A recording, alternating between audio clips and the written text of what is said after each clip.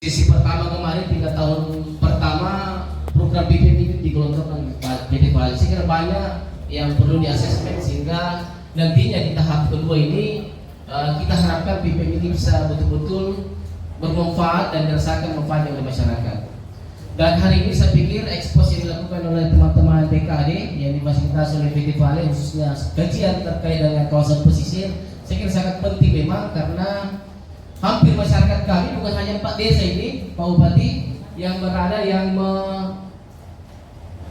sumber kehidupan di pesisir. Saya kira hampir semua desa atau kelurahan semua bersumber kehidupannya dari pesisir. Kita juga ini, khususnya di Kelurahan Malili dan kita pegawai ini, ya kita kan menikmati hasil dari laut ini. Ada rumput laut, ada ikan, yang lain-lain. Nah, sekarang memang fakta di lapangan kita tidak bisa pungkiri bahwa kondisi existing pesisir kita, khususnya Kecamatan Malili, sekarang kalau tanda petik sudah terjadi degradasi, baik itu karena perbuatan manusia dan memang alam juga seperti itu.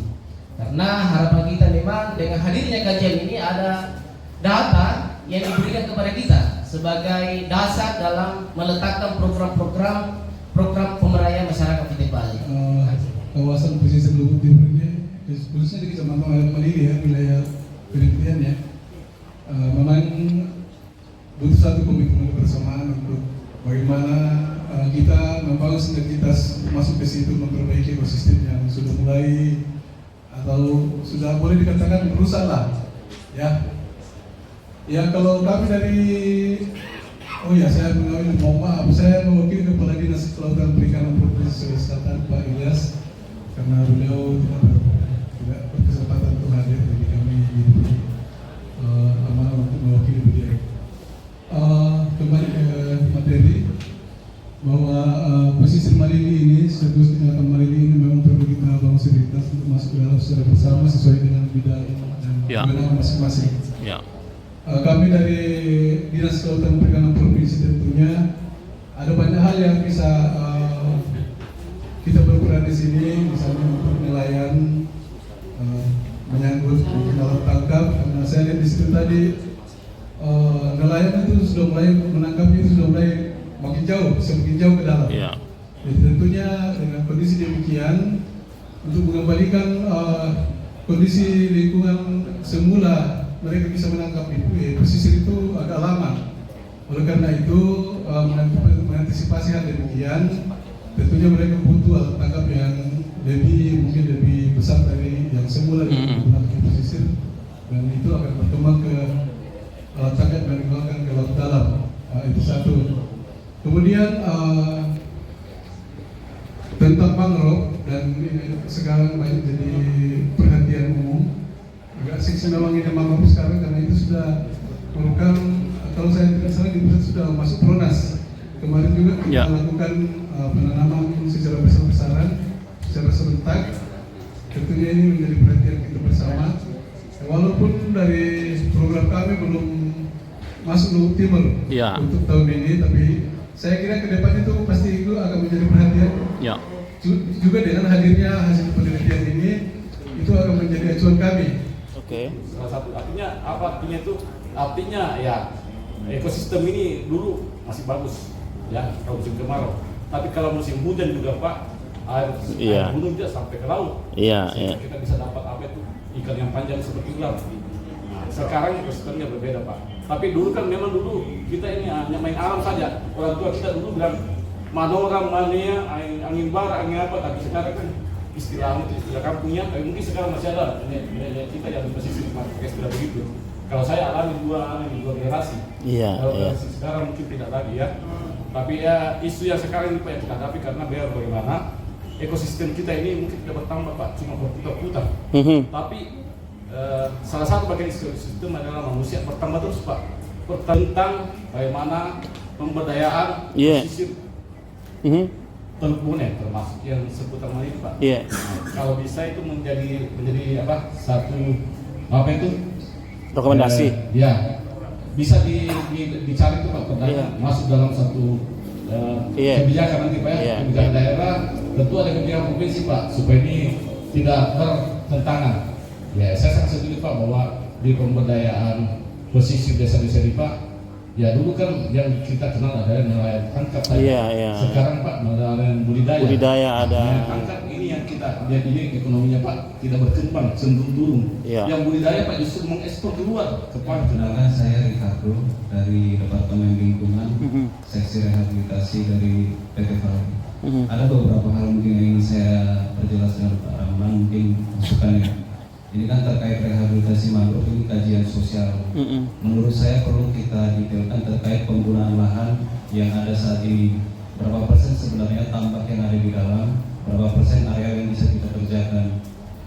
Karena nanti itu akan berdampak kepada pola tanam yang akan kita gunakan. Apakah kita akan pengkayaan, atau kita intensif, atau rumpun berjarak. Terus yang kedua yang perlu saya lihat juga tadi, jalur kapal nelayan yang akan berangkat dari darat ke laut. Ketika dia misalkan jalur itu sudah teridentifikasi, nantinya kita akan bisa menentukan apakah kita menggunakan rumpun berjarak, supaya ketika kita sudah menanam, apa yang kita tanam tidak dirusak lagi oleh aktivitas masyarakat. Itu yang harus kita kelihatan lebih awal. Yang ketiga ini mungkin saya belum melihat sebaran pohon indukan. Karena kalau saya lihat tadi dari 647 hektar itu yang mangrove existingnya itu sekitar sangat rendah itu 17 hektar. Terus rendah itu 30 hektar. Nah, yang perlu kita lihat kondisi yang sangat rendah dan rendah ini gimana. Ketika dia memang sebarannya tidak terlalu sporadis, maka berarti permudahan alami itu akan lebih baik dilakukan dengan sedikit pengkayaan. Makanya karena ini kajian sosial dan ekologi, apalagi terkait sebaran, data-data seperti itu menurut saya harus dimunculkan. Yang sementara ini masing-masingnya digalakkan kalian. Kami juga berharap ada semacam program rehabilitasi yang dilakukan di Kecamatan Malili, dan ini tentunya nyambung dengan Bapak Ricardo dari Departemen Lingkungan yang mempertanyakan beberapa hal. Mungkin gambaran besarnya Pak, kami informasikan bahwa riset ini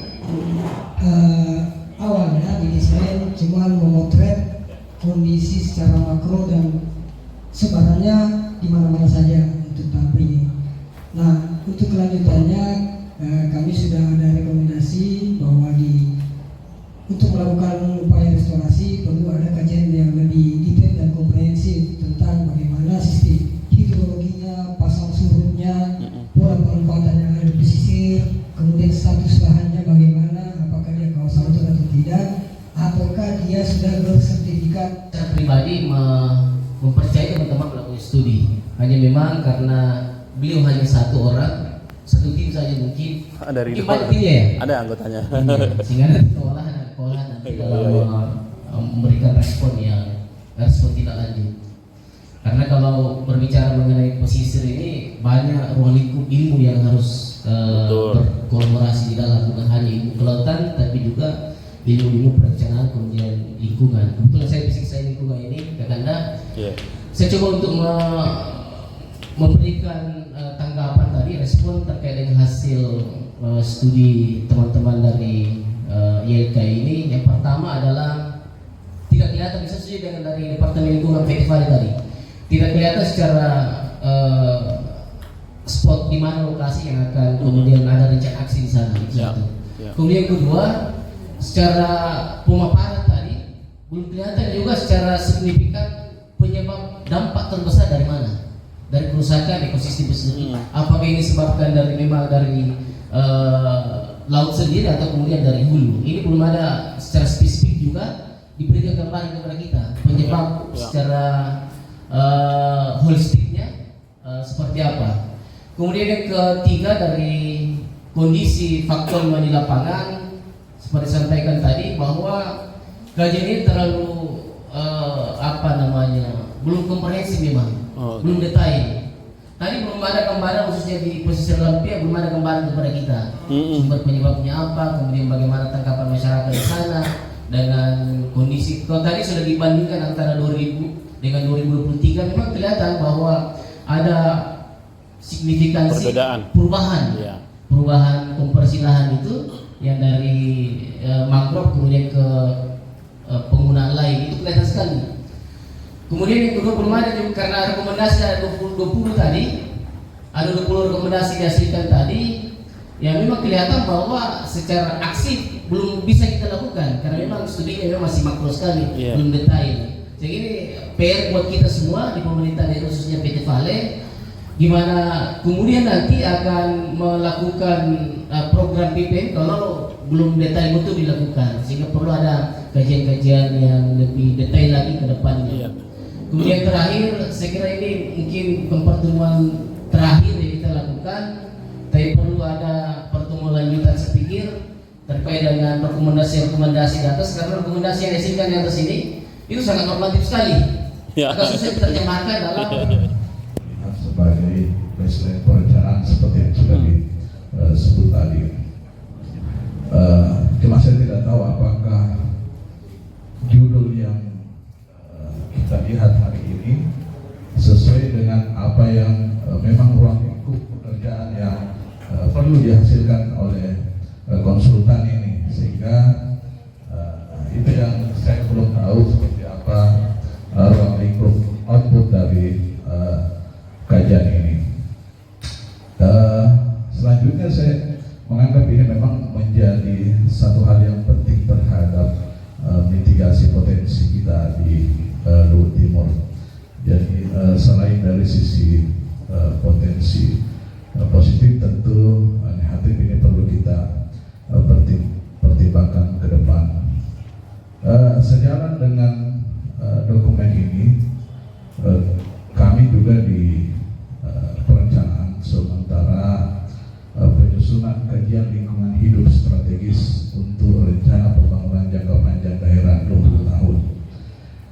Jadi bukan hanya RPJP, tapi RT/RW kita, terus RPJMD juga ke depan ini perlu menjadikan hasil kajian ini sebagai rekomendasi-rekomendasi yang operasional, kiranya seperti yang disampaikan Pak Camat tadi bahwa ini sudah melahirkan rekomendasi-rekomendasi yang memang spesifik gitu ya. Spesifik untuk melahirkan rencana aksi.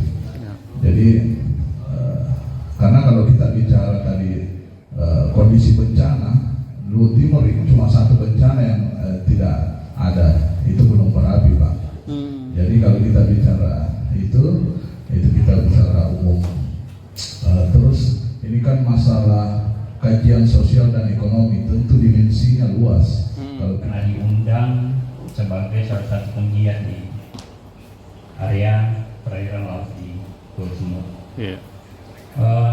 Sebenarnya saya juga ini ketua Saka Bahari Pramuka, yang dasar biasa di laut, dan bisa diperiksa KTP saya masih nelayan. Oh, nelayan.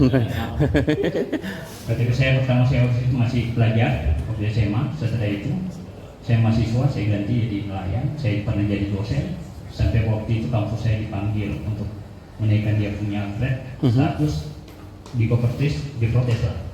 Saya hanya bilang memangnya nelayan tidak bisa jadi dosen. Iya. Enggak, saya ini Dr. Rafi paham. Tadi saya kembali ke Luhut Timur. Ini nanti akan ada korelasinya dengan ini. Ya. Mungkin saya tidak punya kapasitas untuk menyampaikan data karena saya tidak punya lembaga untuk bisa dipercaya gitu. Tetapi itu tadi keistimewaan saya nelayan.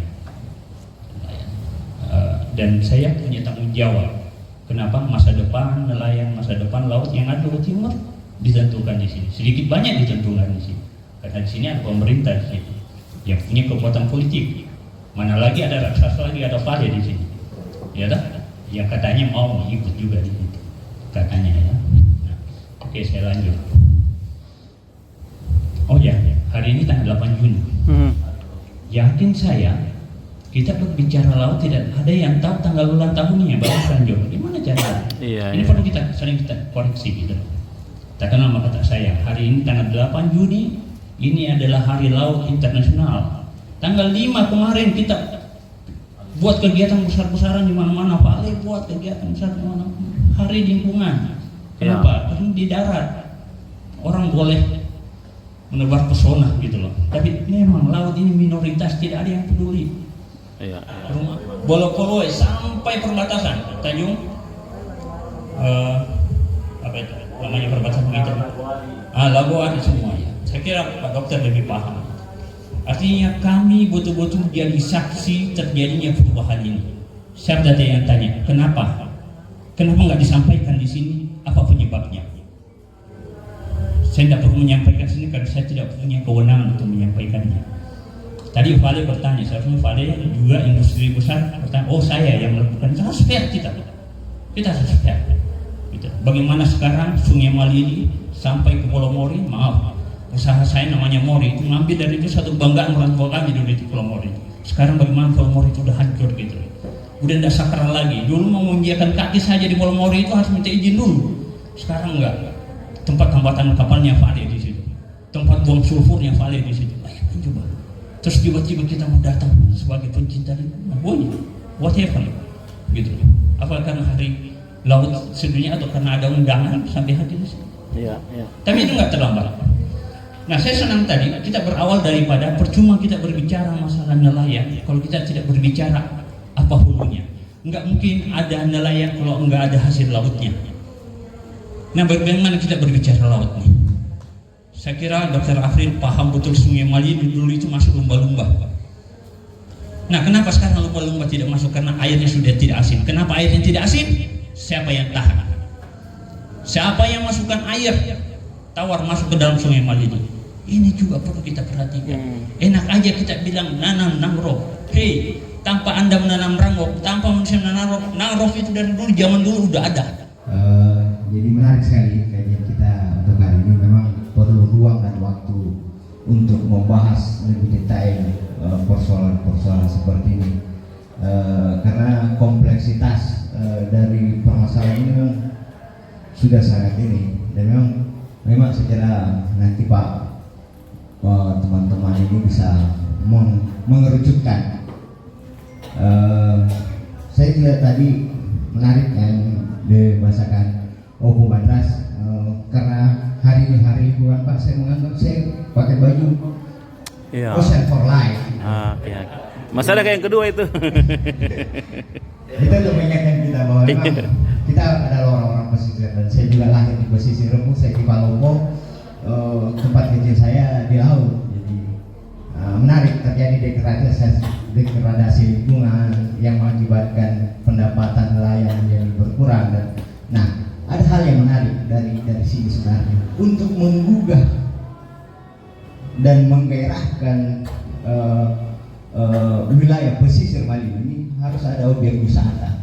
Saya kira ada Bukavis di sini. Menarik Sungai Malili ini harus ada apa semacam wisata Sungai Malili. Di mana saya ada sedikit pertama saya datang di 2007 Pak, melalui program Lapis Learning Accident for Islamic School, melahirkan, jadi kita bawa siswa-siswa untuk menanamkan kecintaan terhadap laut. Tapi persoalannya kembali, laut sudah tidak banyak memberi kita penghidupan.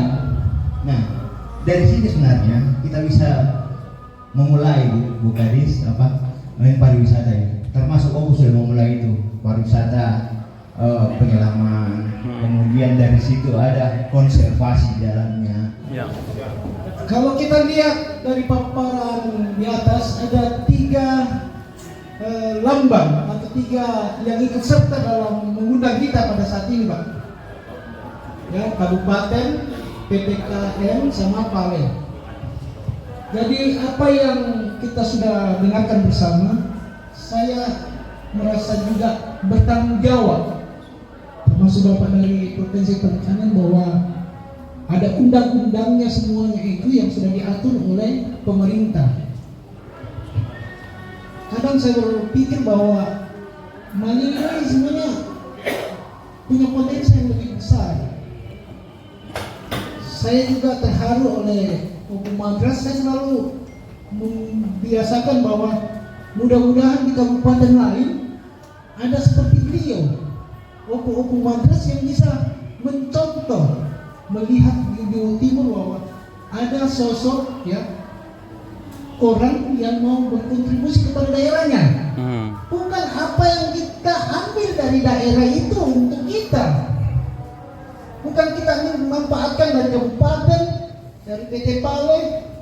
Kadang-kadang juga begitu. seandainya kita mau saling mengangkat lingkungan baik itu di darat maupun di laut, saya rasa kita akan kerja bersama. Jangan kita ambil asas pemanfaatan di sini. Marilah kita tolong bersama-sama. Iya. Marilah pelindung alam dan sebagainya ya, penyimpan karbon dan sebagainya. Maaf kalau saya bicaranya kayak dosen. Nah, kajian ini dibatasi pada penggalian kondisi sosial masyarakat di wilayah kajian dan industri olahan hasil laut, khususnya di kecamatan, memang di kecamatan Walili saja, dan pemetaan sebaran ekologi laut. Jadi dan program PKPM kedepannya dan program yang lain yang membutuhkan data misalnya ya. Terus output yang diharapkan adalah dari kajian ini bisa didapatkan kumpulan tabel dan seterusnya ya, database lain tersebut. Nah, selanjutnya mungkin saran dan masukan dari kami, sekedar saran. Jadi dari hasil kajian ini, dengan mendengarkan tadi dari yang pertama sampai terakhir, bolehkah dari kajian ini selanjutnya dijadikan acuan, salah satu acuan dari banyak acuan untuk menyediakan peta potensi pesisir, khususnya yang bagian darat. Karena tadi kan sudah ada ekosistem, meskipun itu masih sangat luas sekali.